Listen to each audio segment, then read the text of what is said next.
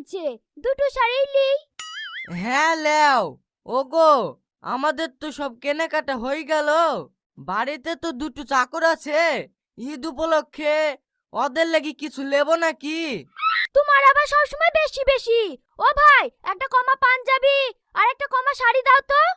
ঠিক আছে ভাবি, দিচ্ছি। এই দেখো ভাবি, নাও।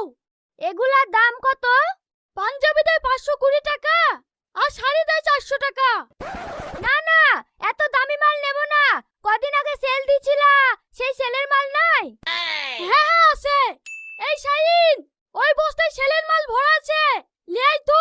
ঠিক আছে মালিক, লাসছি।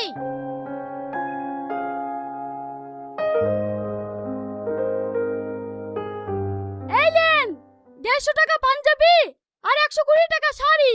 এইবার ঠিক আছে।